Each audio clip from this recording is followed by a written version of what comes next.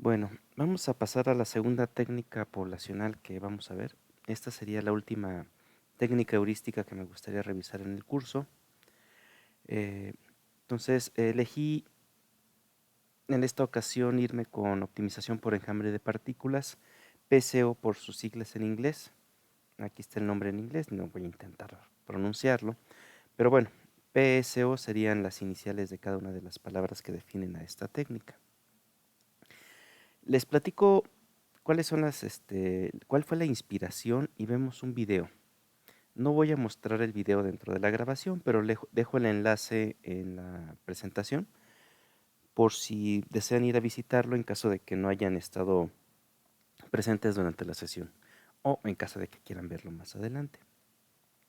Bueno, PCO es una técnica inspirada en la inteligencia colectiva o inteligencia de enjambre, no sé cómo ambos términos se pueden utilizar.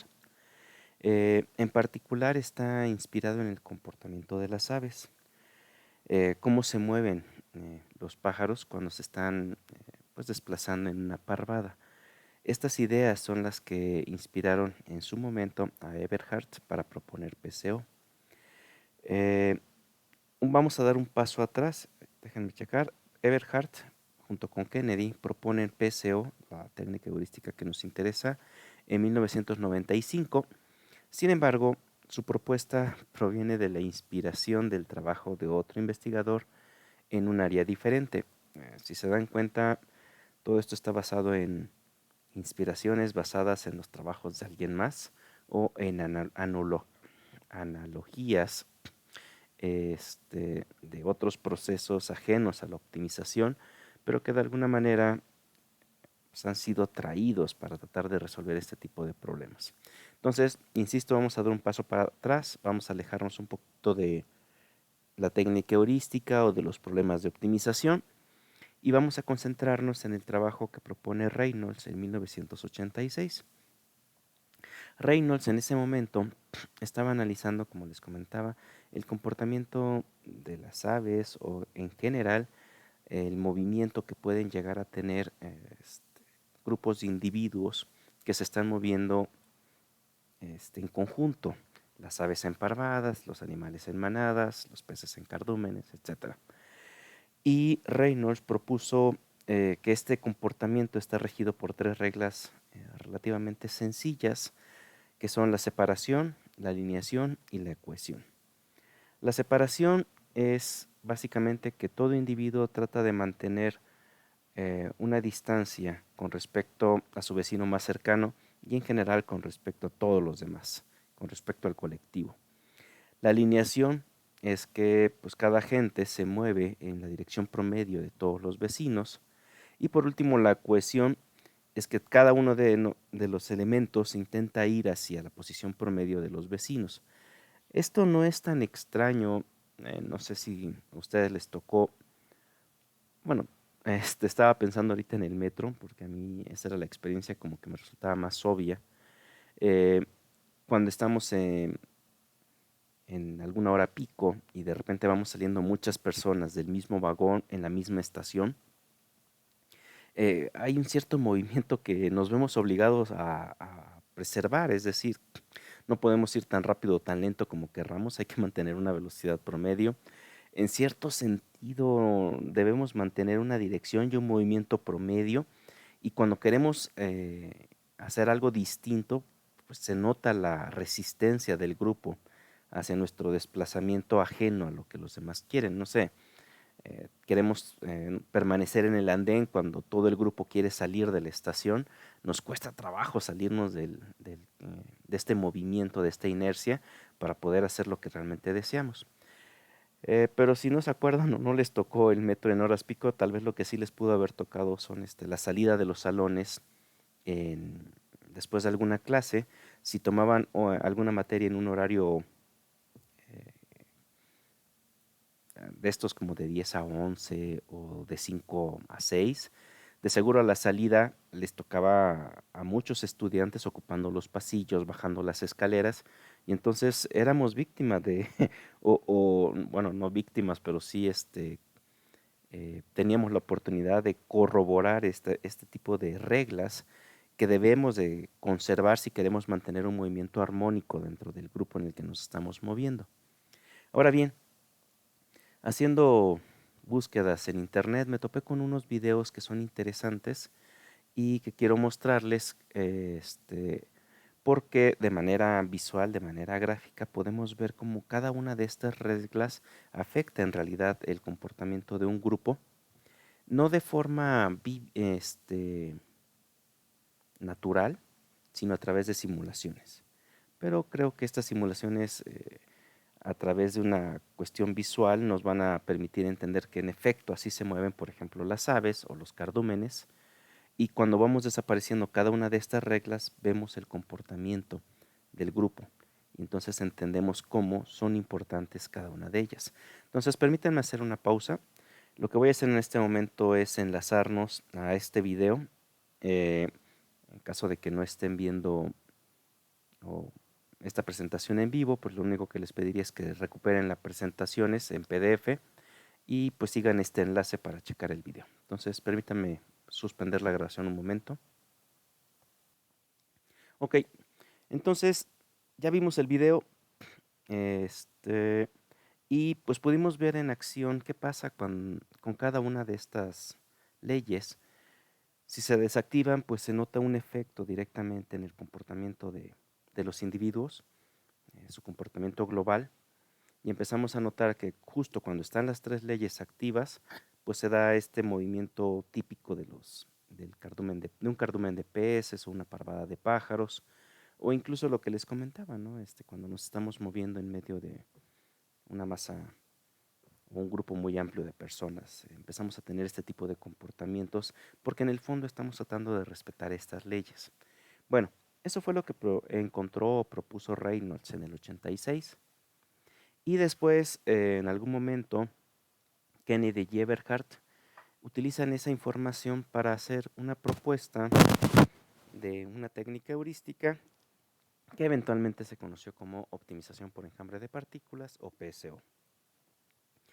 En la propuesta que ellos hacen, sí se enfocan mucho en suponer que cada uno de los agentes es un ave y que todos, como parvada, como enjambre, están tratando de encontrar la mejor fuente de alimento disponible dentro del espacio de búsqueda. Por supuesto, en este caso, la fuente de alimento, pues en realidad representa soluciones. La calidad de la solución representa qué tan buena es esta fuente de alimentos. Y un poquito para tratar de hacer esta analogía, se supone, o bueno, podríamos imaginarnos que básicamente lo que están haciendo los pájaros es buscar graneros, es decir, espacios donde puedan encontrar grano, y pues la calidad de la solución representa qué tan abundante es la cantidad de granos en el granero que han encontrado. Ahora, parte de la analogía que hacen, yo no sé si esto ocurra con las aves en realidad, pero bueno, sé que ocurre con otros seres vivos como las abejas, las hormigas, pero con las aves no estoy tan seguro. Eh, Sin embargo, ellos suponen que puede existir comunicación de cada uno de los agentes hacia el resto del enjambre. Esta es la parte que no me queda tan clara, pero es muy importante para la implementación que ellos hicieron, de PCO. Entonces, aquí es donde empieza a surgir esta inteligencia colectiva, porque para cada individuo es importante no solo lo que él sabe, sino también lo que saben los demás. Este concepto de inteligencia colectiva es algo a lo que les hago referencia en muchas ocasiones como estudiantes, en el sentido de que es importante la comunicación entre ustedes como comunidad, porque lo que ignora uno, alguien más ya lo sabe, es decir, a alguien más ya le ocurrió y lo tuvo que resolver, y de mejor o peor manera, eso ya contribuye en conocimiento para nosotros. En ese sentido, con frecuencia sí cuando voy a hacer una consulta grupal, sí les digo, jóvenes, necesito inteligencia colectiva o inteligencia de enjambre, y ya suelto la pregunta y empiezan a caer un montón de opciones, ¿no? De respuestas.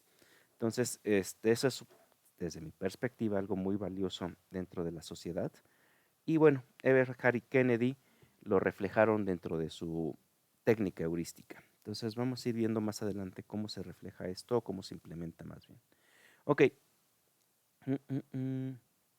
Bueno, lo que va a ocurrir dentro del algoritmo es que vamos a tratar de explorar el espacio de soluciones teniendo en consideración dos conceptos bien importantes, el conocimiento personal y el conocimiento colectivo.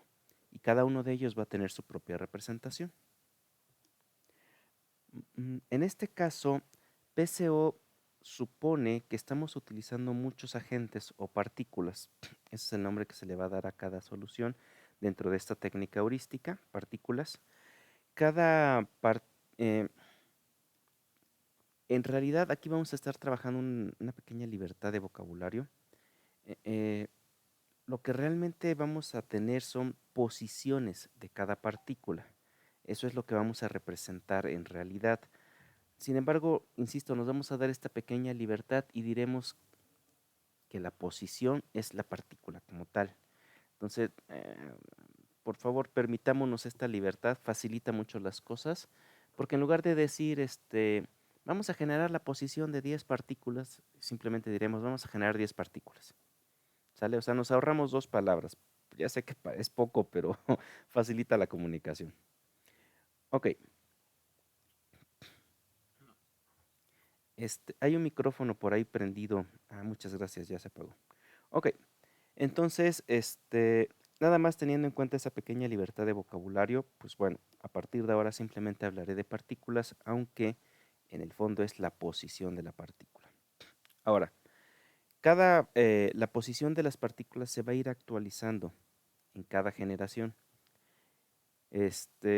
Una generación va a consistir en la modificación de la posición de cada una de las partículas en el enjambre. Entonces, por ejemplo, si en el enjambre... Ok, no, no pasa nada. Muchas gracias por la aclaración. Ok, entonces si por ejemplo en el enjambre tengo 10 partículas, debo actualizar la posición de cada una de ellas. Ahorita vemos cómo, no se preocupe. Una vez que he actualizado las 10 posiciones, puedo decir que he concluido con una generación. Entonces,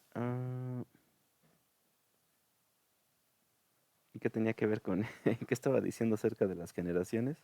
Ok, entonces lo que vamos a hacer con PCO es ir actualizando las posiciones de todas las partículas. Cada actualización de las partículas va a ser un desplazamiento en el espacio de soluciones. Y aquí otra vez nos damos una pequeña libertad de vocabulario y decimos que estos desplazamientos... ¿Está compartiendo pantalla? Por aquí, no, no estoy compartiendo pantalla. Empiezo a compartir pantalla. Ok, muchas gracias por la aclaración. Bueno, no había pasado mucho en realidad, pero gracias justo a tiempo, porque más adelante sí va a haber problemas. Ok, entonces ahora que ya estoy compartiendo pantalla, nada más les comento esta parte, ¿no? Vamos a llamar a este desplazamiento de las partículas, vuelo a través del espacio de soluciones. Entonces, con frecuencia vamos a decir, pues es que las de partículas están sobrevolando el espacio de soluciones. Eh, es una libertad, insisto, literaria. Lo único que estamos haciendo es cambiar algunas de las coordenadas de los vectores que representan sus posiciones para ubicarlos en otro punto del espacio de soluciones. Eso es todo lo que está ocurriendo realmente. Pero bueno, les voy dando los términos que realmente se utilizan para que cuando llegue el momento de utilizarlos, de emplearlos, pues no los tomen por sorpresas. Ok, cada uno de estos movimientos va a tener dos ejes importantes, bueno, tres en realidad.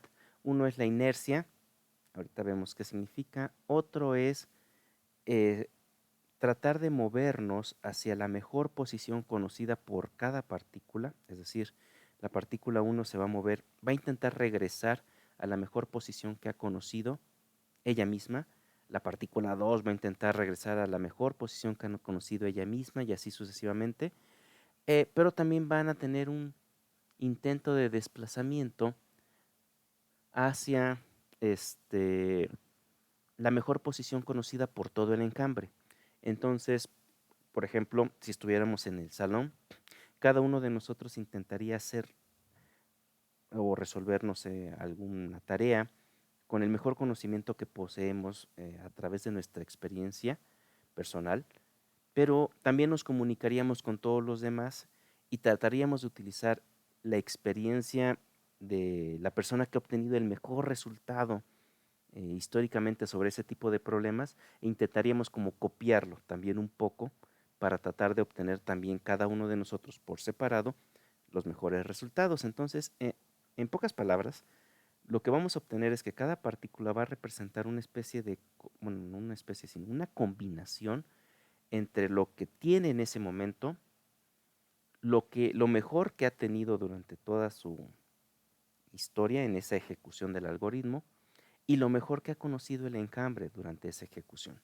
Entonces, es una idea bastante interesante y tiene algunas repercusiones muy bonitas y curiosamente no es una técnica complicada de programar. Puede ser complicada de calibrar, pero no de programar. Ok.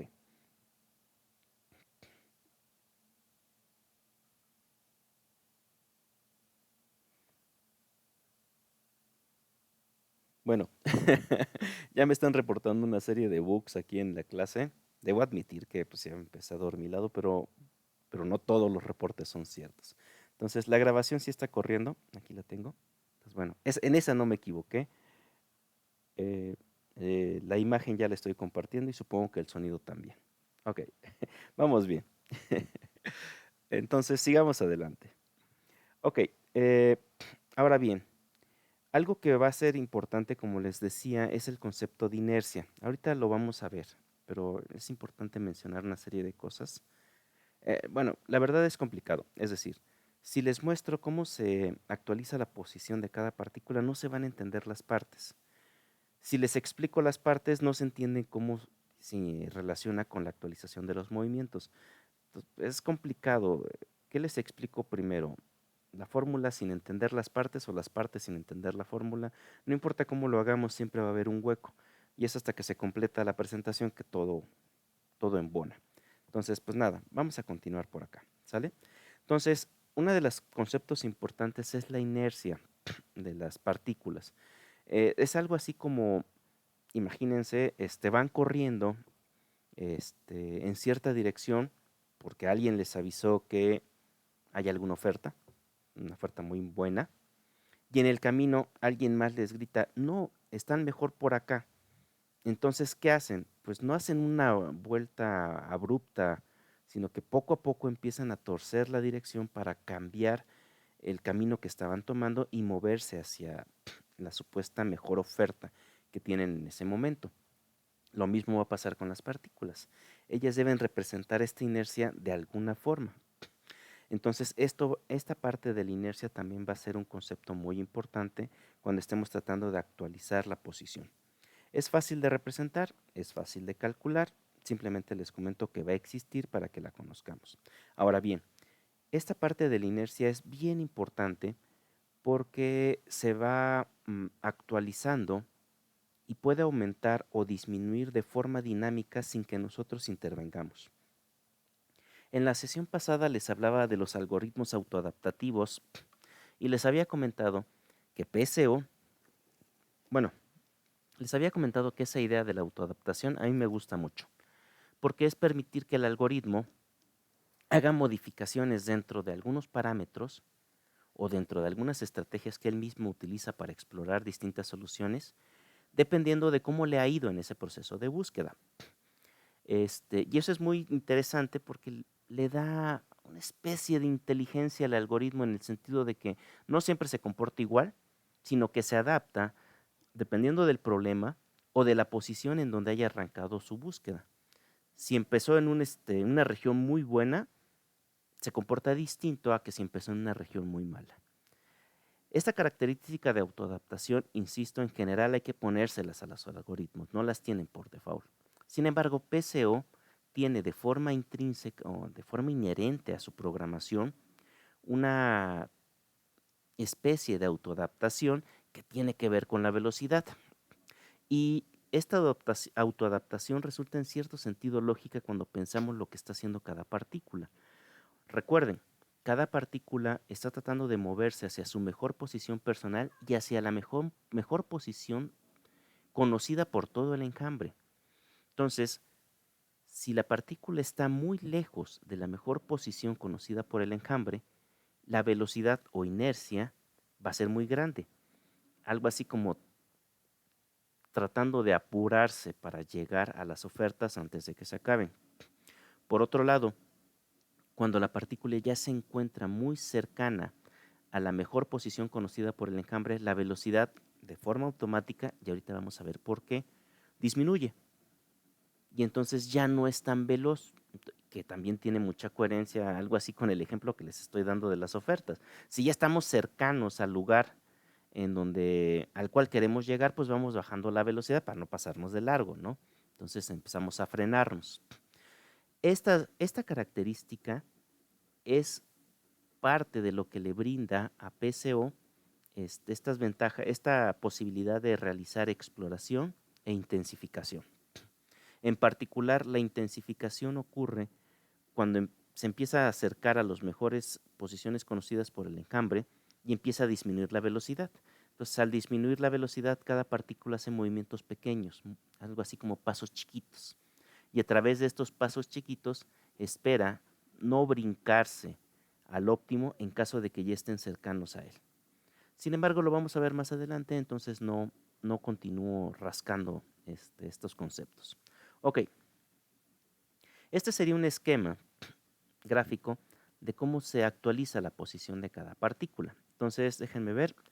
Esta esfera, bueno, este círculo gris en la parte inferior representa la posición actual de la partícula.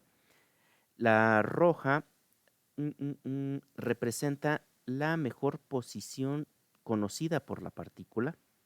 La azul representa la mejor posición conocida por el enjambre. Y la posición el círculo gris en la parte superior representa la nueva posición de la partícula, resultado de la influencia de la velocidad que ya traía o la inercia que ya traía, un poquito jalada por la posición roja y otro poquito jalada por la posición azul. Básicamente, ¿qué es lo que estamos haciendo? La inercia es este vector verde. Entonces, la partícula iba hacia la derecha. Ese era el camino que estaba tomando. De repente, el enjambre le dice, no, espérate, muévete hacia arriba. Allí es la mejor posición conocida por todos. Pero en el fondo, también quiere tomar en cuenta lo que ella sabe. Y entonces dice, ok, me sumo un poco hacia arriba, pero también voy a sumar un poco hacia la izquierda, porque eso es lo que yo sé que me ha funcionado bien hasta este momento. Resultado de todas estas decisiones vectoriales, es decir, la velocidad verde, influencia del enjambre azul y la influencia personal roja, la partícula termina moviéndose hacia la posición gris en la parte superior. Eso es lo que tenemos que hacer ahora de forma sistematizada y queda listo el algoritmo de PCO. Nada más un detalle. Si se dan cuenta, los vectores verde, azul y rojo en realidad son más pequeños que las distancias que existían entre el círculo gris y el círculo rojo y el círculo gris y el círculo azul. Esto se debe a que estos vectores fueron multiplicados por escalares.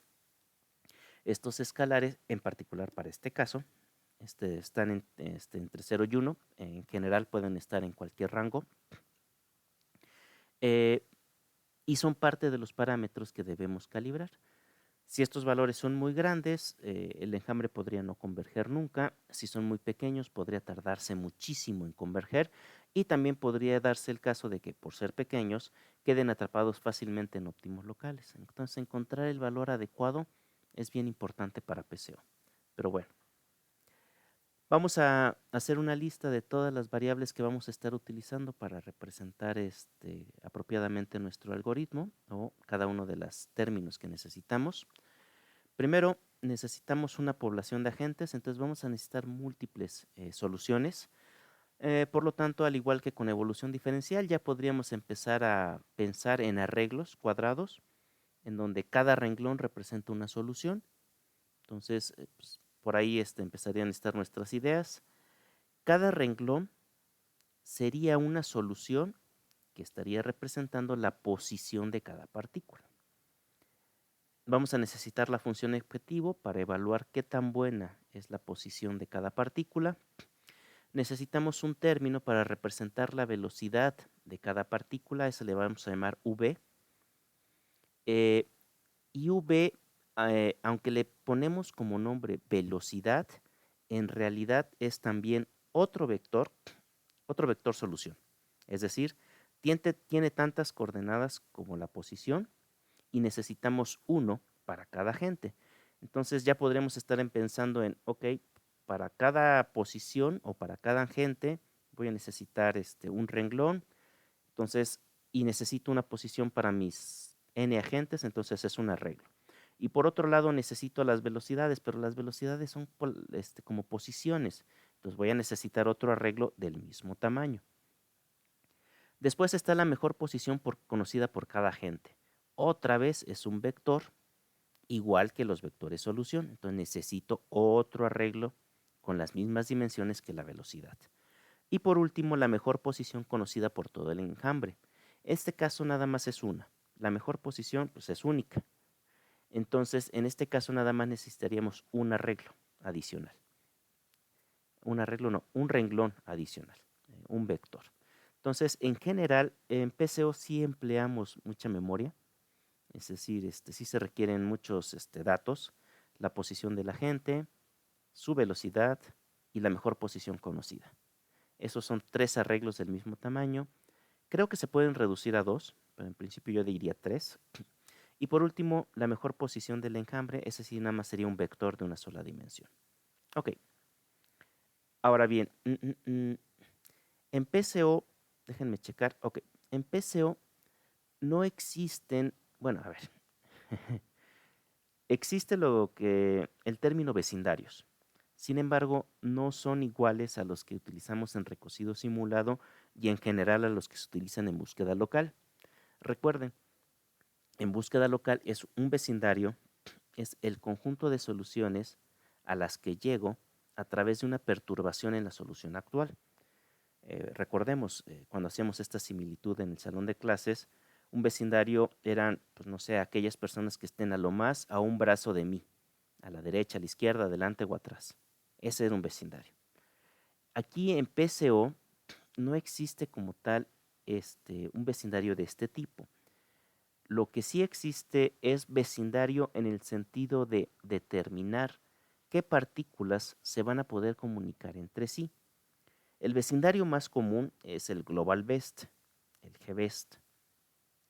En este caso, lo que estamos tratando de decir es todas las partículas se pueden comunicar entre sí. Por lo tanto, la mejor solución conocida por el enjambre es conocida por todas. Esa es la versión básica de PCO. Sin embargo, podemos decidir limitar la comunicación de las partículas y decir, espérate, no todas las partículas se pueden comunicar entre ellas. Por lo tanto, la mejor solución personal, bueno, esa sí la conocen, pero la mejor solución del enjambre podemos limitarla y decir, mira, en algunos casos la mejor posición del enjambre en realidad va a significar únicamente la mejor posición conocida por ella misma y por algunos vecinos. Por ejemplo, en esta estructura de anillo, cada partícula conoce su mejor posición y la de 2 partículas más, la de la derecha y de la izquierda. En esta estructura lineal, algunas partículas conocen la mejor posición personal y la de 2 partículas más, y en algunos casos nada más la de una partícula más.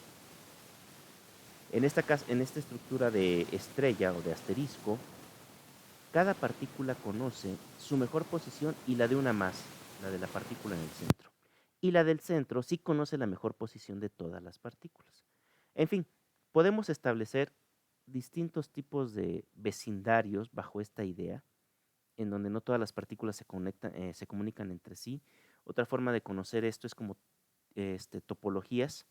Podemos asignar a la comunicación entre las partículas distintos tipos de topologías, perdón. Y esto va a interferir en la manera en que se transfiere la información dentro del enjambre.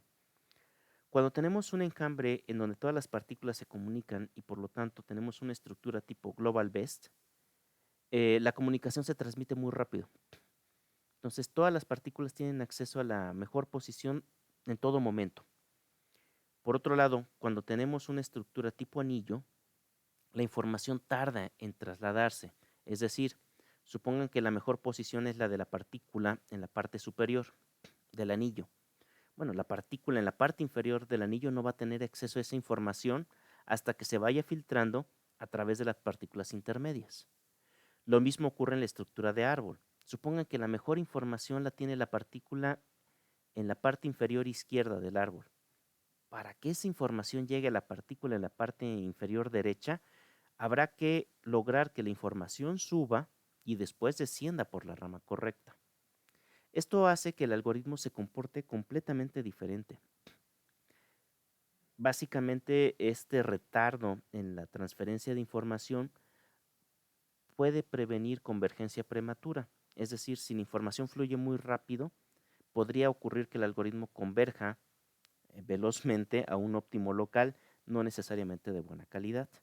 Entonces, cuando esto ocurre, es decir, cuando el algoritmo converge muy rápido, pero las soluciones no están siendo buenas, una estrategia es meter una topología diferente, un vecindario diferente, que haga que la información fluya de manera más lenta. Y entonces el algoritmo se ve obligado a hacer una exploración más cuidadosa del espacio de soluciones.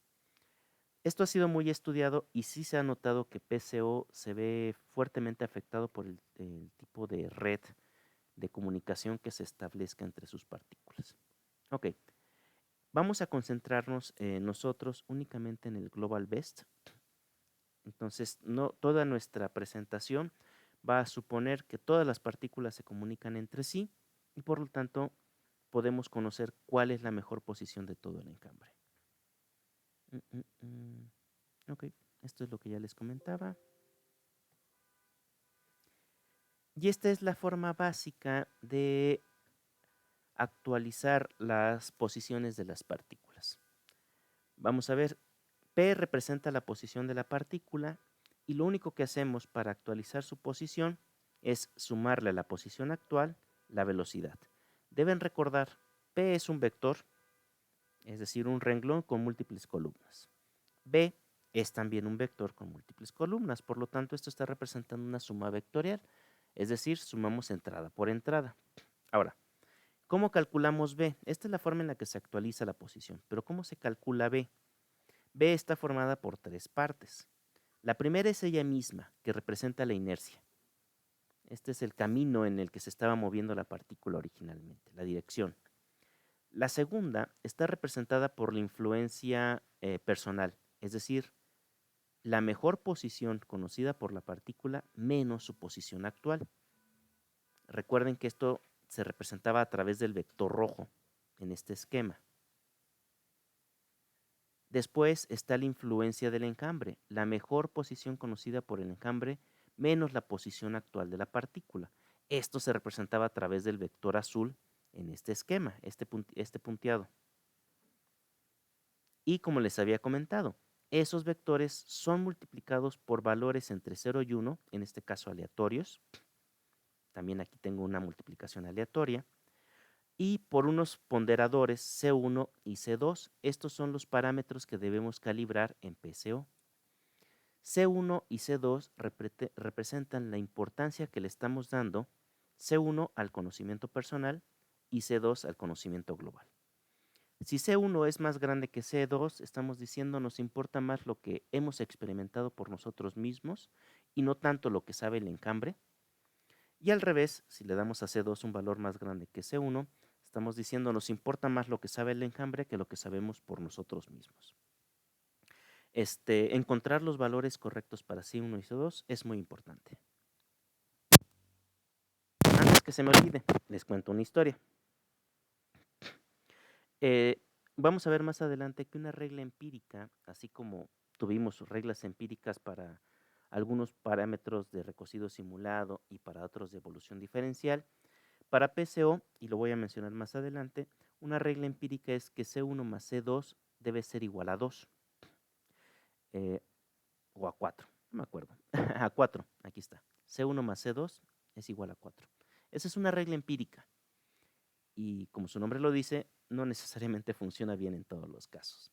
En particular, no me acuerdo si fue el trimestre pasado o el antepasado, los estudiantes siguieron la regla empírica y trataban de calibrar valores de C1 y C2 que dieran 4 y el algoritmo simplemente no convergía hasta que a alguien se le ocurrió y dijo, no, si es empírico no necesariamente funciona para todos los casos, voy a suponer que para esta tarea no, y empezó a utilizar valores muy pequeños de C1 y C2, voy a inventar punto 1 y punto 2.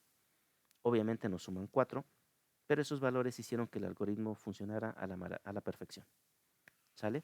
Entonces, nada más como historia académica, aunque tenemos valores empíricos, pues a veces es importante alejarnos de ellos y hacer nuestras propias pruebas. Ok, ¿qué más, qué más, qué más?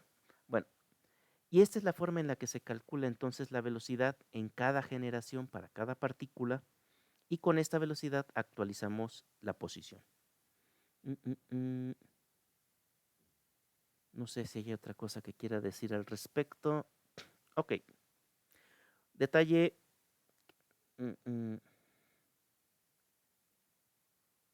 Déjenme ver. Bueno, algunas cosas que se recomiendan para PCO. De todo esto, recuerden, es empírico. Entonces, pues tómenlo como punto de partida, pero no como una ley. Primero, el número de partículas. Pues en general, entre 10 y 50 es un buen comienzo. Me he topado con muchos casos en donde 5 son más que suficientes. En este caso, no tenemos un mínimo número de partículas. Bueno, pues para que sea poblacional, al menos 2. Hay quienes dicen, digo, una población de 2, pues no es población, es una pareja. Entonces, no sé si 3 o 4 para que ya se pueda considerar población o no, a partir de 5 y en adelante. Ahora, más de 50, pues ya son muchas.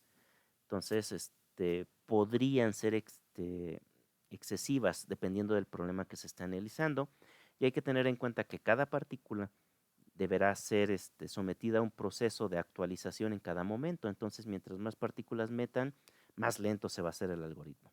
Entonces, empezar con 10 creo que es un buen arranque. Si no sirve y el algoritmo no es muy lento, pues tal vez irle subiendo pueda funcionar hasta que empecemos a tener un buen desempeño sin que el algoritmo consuma demasiado tiempo. Ok, para C1 y C2 ya se los había comentado. Y detalles con respecto a la velocidad que también ya les había comentado. Cuando la velocidad es muy baja, híjole, a ver, espérenme, aquí tal vez sea...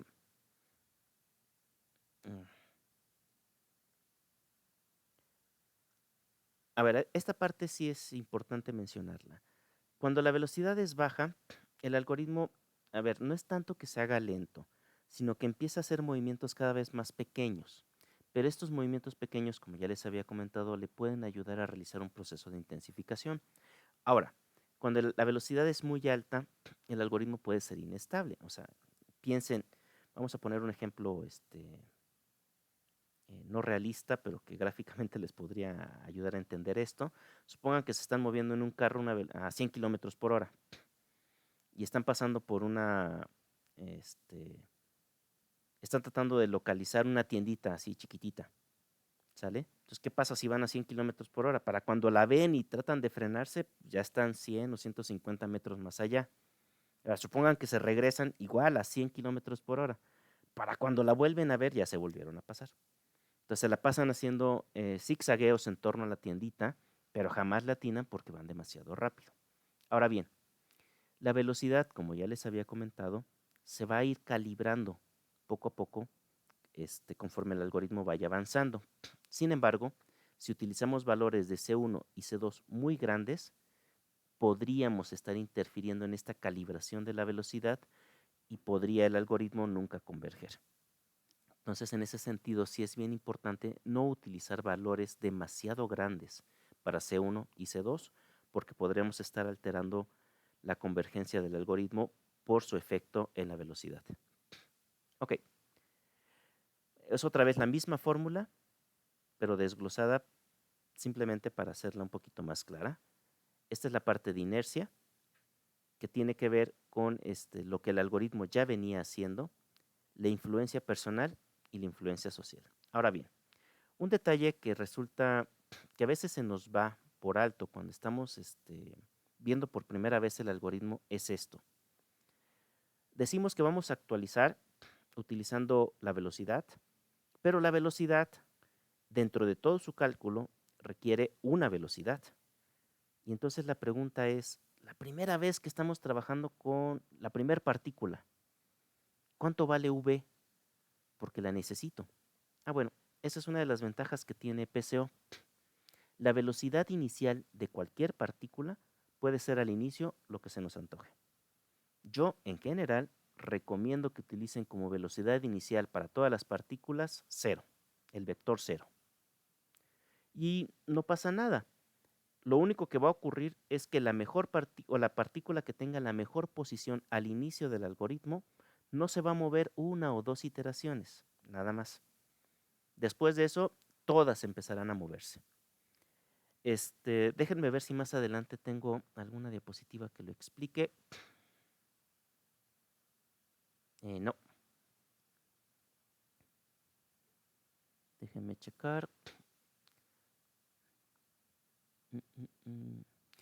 Cuando lleguemos aquí, lo vuelvo a retomar. Pero bueno, nada más como detalle. Al inicio, la velocidad de cada partícula puede ser aleatoria, insisto, puede ser 0, y no pasa nada. Poco a poco el algoritmo va a empezar a asignarle a cada partícula una velocidad acorde a qué tan lejos se encuentra del la mejor solución conocida por el enjambre, y a partir de ahí todas las velocidades empezarán a moverse y a actualizarse, algunas más, otras menos, es decir, algunas tendrán velocidades grandes y otras pequeñas. Vamos a ver, ok, y esta es la parte que quería resaltar hace un momento, pero que necesitaba el esquema.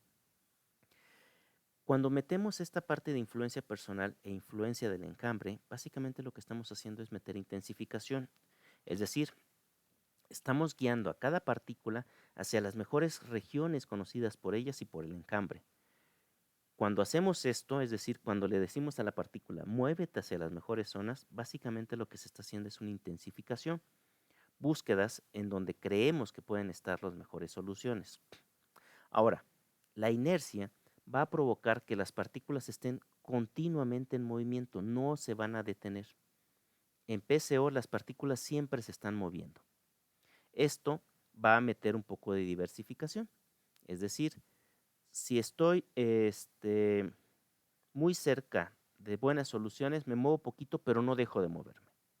Si estoy muy lejos de buenas soluciones, me muevo mucho, pero siempre en continuo movimiento explorando distintas regiones del espacio de soluciones.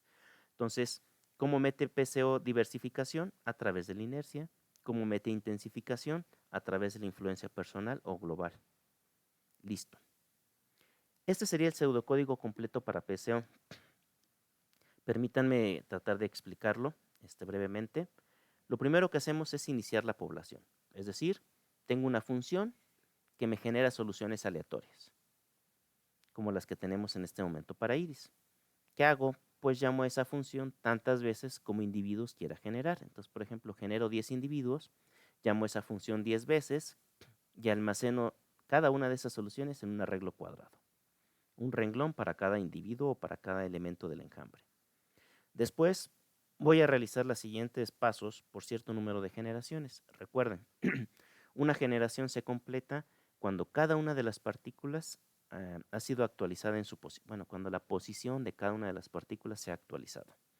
Entonces, vamos a hacer tantas generaciones como deseemos. Para cada partícula, lo primero que hacemos es evaluar su costo. Ya las había generado, pero no conocía su costo. Evalúo su costo. ¿Sale? Después, checo cuál de todas estas partículas es la mejor del enjambre y guardo su posición en pBest, la mejor posición. ¿Sale? Entonces, después hacemos el cálculo de la velocidad para cada partícula. ¿Cómo le hago para calcular la velocidad? Bueno, tomo la velocidad inicial de esta partícula, que insisto puede ser 0, y le sumo estas diferencias algebraicas. Una vez que calculé la velocidad, actualizo la posición a través de esta suma algebraica.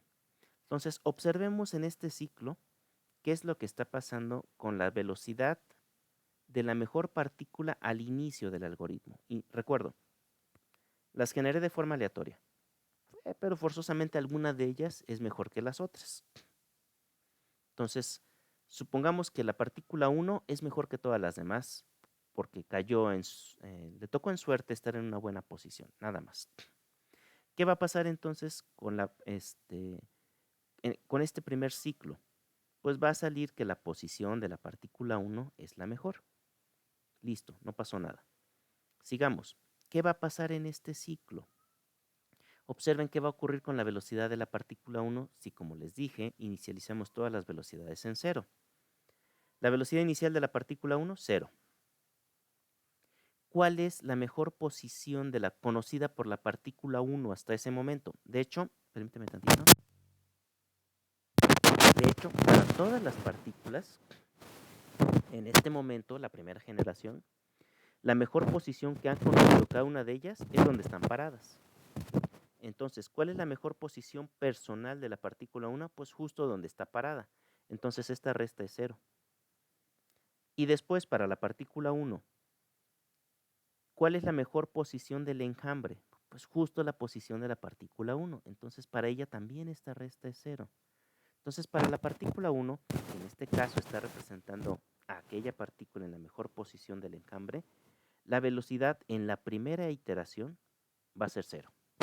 Por lo tanto, su posición no se va a actualizar. Pero, ¿qué va a pasar con todas las demás partículas? Por ejemplo, con la 2, pues también tiene velocidad inicial 0. También su mejor posición personal coincide con la posición que tiene en este momento, porque no se ha movido, es lo único que conoce. Sin embargo, su posición con respecto al global best es diferente. Este valor va a ser diferente de 0 y a partir de ese momento la partícula 2 va a tener una velocidad positiva, bueno, distinta de 0, puede ser positiva o negativa, simplemente distinta de 0, y con eso se va a actualizar su posición. Y eso va a pasar para todas las demás partículas. Es de esperarse que en algún punto la mejor posición ya no sea la de la partícula 1, sino la de alguien más. En ese momento, la partícula 1 se va a empezar a mover porque esta resta va a ser distinta de 0. Y ahora sí, todas van a tener un movimiento continuo. ¿Sale? Entonces, iniciar con 0 no ofrece ninguna ventaja o desventaja sobre iniciar con velocidades diferentes. Por eso siempre recomiendo, inicia con 0, es lo más fácil. Y de todas maneras, solito el algoritmo va a actualizar las velocidades y las va a ir moviendo dependiendo de qué tan bien se encuentren posicionada cada uno de los elementos dentro del enjambre. Esto se repite tantas veces como se requiera y en PCO ocurre lo mismo que con recocido simulado. Las partículas jamás dejan de moverse, todo el tiempo están en movimiento. Por lo tanto, pueden pasar encima del óptimo y abandonarlo. Por lo tanto, en todo momento es importante guardar la mejor posición conocida por el enjambre. Si en algún punto abandonan esa posición, hay que bueno, la abandonan, nosotros ya la tenemos guardada en memoria. Espérenme tantito, espérenme tantito. Espérenme tantito. Aquí puedo estar cometiendo un error dependiendo del enfoque. Es que no, olviden lo que acabo de decir. Me fui con otro enfoque. Olvídenlo. La mejor posición siempre la vamos a tener en GBest, Global Best. Esta va a ser la mejor posición conocida por el enjambre. Y únicamente la vamos a cambiar si en la próxima generación aparece algo mejor. Si no, esto va a ser lo mejor, lo que tendríamos que devolverle al usuario una vez que termine el algoritmo. Nada, me fui por otro enfoque en donde actualizábamos Global Best en cada generación, pero no, podemos conservarlo y entonces al final simplemente le devolvemos al usuario Global Best y eso sería lo mejor que encontró el algoritmo. Ok, espero no haberlos confundido. Si sí, me avisan para explicarlo apropiadamente. Bueno, Ya habíamos comentado que los parámetros de control del algoritmo, siendo estrictos, habría que incluir tamaño de la población y número de generaciones, siendo estrictos. En general no los incluyo y entonces los únicos parámetros que hay que calibrar son C1 y C2. Ya saben, la regla empírica, que la suma sea 4, pero no siempre funciona. Ok, como todo algoritmo poblacional, va a ser bien importante que las soluciones se encuentren idealmente distribuidas de forma uniforme por todo el espacio de soluciones. Ahora, esto no se puede garantizar, entonces lo mejor que podemos hacer es promoverlo a través de la creación de soluciones de forma aleatoria. Si se acuerdan, ya les había comentado, esta estructura para crear soluciones iniciales es la misma que vimos en evolución diferencial y se repite en todas las técnicas poblacionales.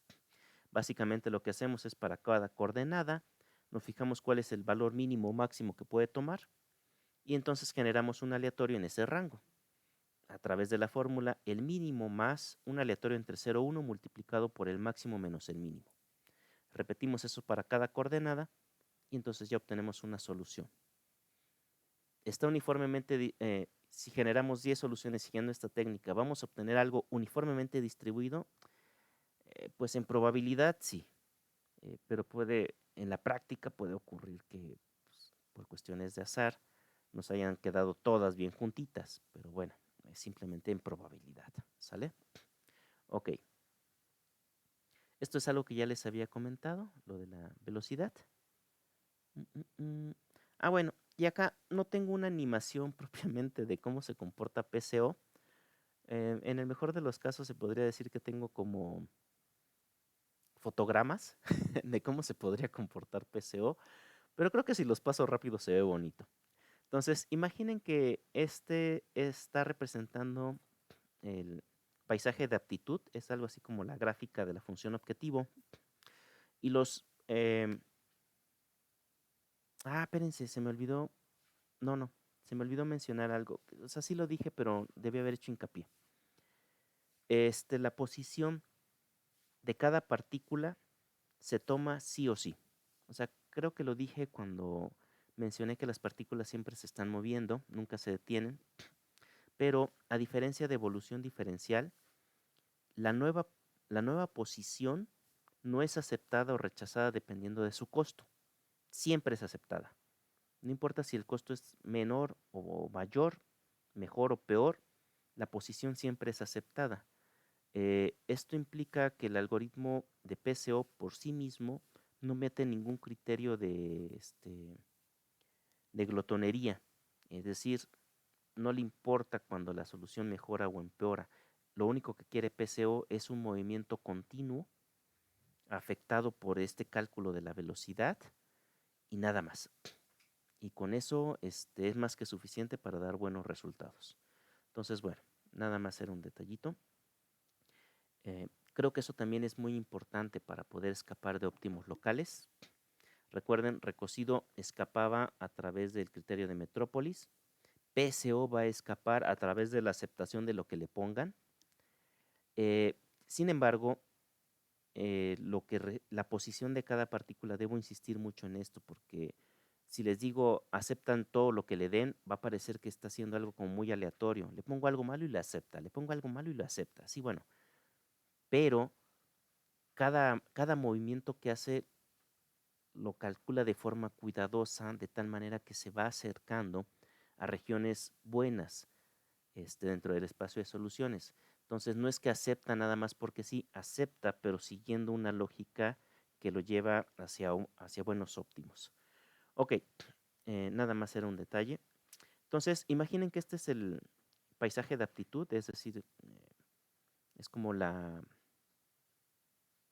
bueno, son curvas de nivel que representan qué tan bien está la función objetivo. En este caso, suponiendo que lo que queremos es maximizar, pues lo ideal sería caer en esta región muy oscura y tratar de alejarnos de las regiones claras sería lo más deseable. En este ejemplo, pues tal vez una de las partículas con la mejor solución en este momento es la que está aquí, en esta zona oscura. La otra está cerca del óptimo, pero su posición real es más clara que la que tenemos aquí en la parte inferior. ¿Sale? Entonces, Las flechitas indican la inercia o la velocidad de cada partícula en este momento y básicamente todo el enjambre va a empezar a afectar el movimiento de las partículas. En este momento la que tenemos aquí cerca de la región más prometedora es la mejor partícula. Retrocedo, observen que su inercia la estaba moviendo hacia abajo y justo ese movimiento la mete en una mejor región. Todas las demás están bastante perdidas.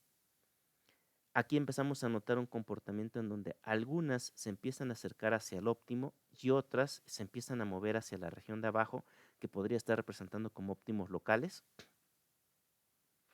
Este enjambre está teniendo comportamientos raros. A mí me suena a que no está moviéndose a través de la topología Global Best. Yo pienso que se está moviendo a través de una topología de las partículas más cercanas. Entonces, si estoy muy cerca de ellas, me veo más influenciada que por las partículas que están lejanas a ellas. ¿Sale? Por eso el enjambre se está dividiendo como en dos partes. Otra vez acentúa esta división. Debo insistir, existen muchas topologías para el comportamiento de PCO y yo creo que esta es, voy a tomar la mejor de aquellas partículas que se encuentren cerca de mí. No sé, mido la distancia entre a todas y aquellas que se encuentren por abajo del promedio, a esas voy a considerar mis vecinas y me voy a dejar influenciar por ellas. Y entonces puedo obtener este tipo de actitudes, ¿no? Dentro del enjambre. Aquí ya, como que todas se dieron cuenta de que estaban perdiendo, se quedaban abajo y bueno, finalmente convergen hacia la región prometedora. Obviamente es una, es una presentación manipulada. Habría que hacer un experimento real y graficar las posiciones de cada partícula para ver cómo se mueven, pero bueno, esto nos puede dar una idea de lo que estaría haciendo PCO. Si quisiéramos graficar el comportamiento de PCO, así como lo hicimos en recocido simulado, nos veríamos un poquito en complicaciones porque cada partícula se va a mover diferente, pero si graficáramos nada más el de una partícula, eh, pues sí notaríamos algo parecido a lo de recocido, subidas y bajadas, pero con una tendencia a la baja, pero, y bueno, y jamás dejarían de moverse, siempre tendrían subidas y bajadas, para cada una de las partículas. En este caso, en PCO, pocas veces pido la graficación de los datos. Es un código fácil de revisar, es fácil de implementar. El único detalle es que al inicio, cuando tenemos que hacer esta representación de la velocidad, la posición, el global best y y el mejor personal, sí resulta un poquito confuso. Pero una vez que tenemos bien estructurado todo eso, el código en general sale bastante sencillo. Ah, bueno, ya llegaron. Bueno, ventajas. Lo que les decía, es fácil de implementar. Nada más hay que sentarnos un ratito, codificar bien las soluciones. A veces resulta confuso en el vocabulario, pero codificar bien una solución es esta idea de cómo voy a representar dentro del código a una solución. Típicamente la representamos a través de vectores y entonces ¿cómo representa una población? Pues a través de arreglos cuadrados. Una vez que ya tenemos estas ideas, eh, realizar la actualización de la velocidad y la posición es muy fácil, sale a través de ciclos for o en el caso de otros lenguajes a través de sumas tal cual de los renglones de cada arreglo, dependiendo del lenguaje de programación que se esté utilizando. Los parámetros nada más son dos, bastante fácil de hacer y en general es una técnica muy eficiente para problemas de optimización continua. En general, y es tan versátil que tiene chorro mil variantes. O sea, si buscan PCO a través de publicaciones en revistas indexadas o bueno, revistas importantes, entre comillas, se van a dar cuenta que rara vez aparece el término PCO solito. Siempre aparece PCO guión no sé qué, PCO guión no sé qué o algo guión PCO. Básicamente lo que nos están diciendo es están haciendo híbridos o modificaciones, alteraciones a PCO. Entonces es muy popular por todas sus variantes. Ahora, desventaja puede tener una convergencia prematura. Esto siempre que ponemos la palabra prematuro sabemos que hay algo negativo. Bueno, en las técnicas heurísticas una convergencia prematura significa que el algoritmo termina muy rápido o se estanca muy rápido. Fácilmente nos dice, ya acabé. pero cuando vamos a ver las soluciones, pues no son tan buenas. En general, una convergencia prematura puede darnos a veces soluciones buenas, a veces muy malas. Es decir, otra vez, si regresáramos a los diagramas de cajas, tendríamos cajas así muy largas y eso no es bueno. Tener procesos con desviaciones tan grandes es incómodo, es poco deseable. Entonces, PCO puede tener este tipo de características. Entonces, pues ya saben, hay que jugar un poquito con la topología o con los parámetros, que C1 y C2 no sean tan grandes, que no sumen 4, que sumen 0.4, o que sean pequeños, para que el movimiento de cada partícula sea lento y entonces se vean obligados a hacer una exploración más cuidadosa. Ah, lo que les decía, chorro mil variantes. Está aquí algunos ejemplos de los que me fui topando hace algunos años. Si hacemos una búsqueda, de seguro estos ya no aparecen otras versiones mucho más recientes. Entonces, ni siquiera para meternos a revisar una por una, porque insisto, continuamente se están metiendo muchísimas ideas más a PCO. Eso habla muy bien de la técnica, es muy versátil. Eh, pero como todo tiene su contra, ¿no? Es tan versátil que eventualmente, si no funciona para un problema, la duda sería, ¿la técnica no es apropiada o a nosotros no se nos ha ocurrido la adaptación correcta para el problema que estamos trabajando? Entonces, digo, eso también tiene su parte buena, siempre hay trabajo que hacer. Entonces, ociosos no vamos a estar con PCO. En general, es una técnica que considero bonita, pero no me siento muy afín a ella. Entonces no suelo utilizarla. Insisto, cuando tratamos de trabajar con poblacionales, me voy por evolución diferencial por lo fácil, pero me gusta más colonia de abejas artificiales, no sé por qué. Creo que porque me puedo imaginar que la estoy haciendo de apicultor y que tengo abejitas trabajando para mí, pero nada más. En realidad, la implementación de abejas es más complicada que la de PCO. Entonces, en ese sentido, pues no siempre la recomiendo. Siempre les digo, pues empieza con evolución diferencial y si no, vete con PCO y ya en última instancia, vete con abejas. Pero pues, es una técnica que me gusta y es la que utilizo con mucha frecuencia. Ok, jóvenes, hasta aquí mi presentación en torno a PCO. Espero que les haya gustado y los escucho si tienen alguna duda.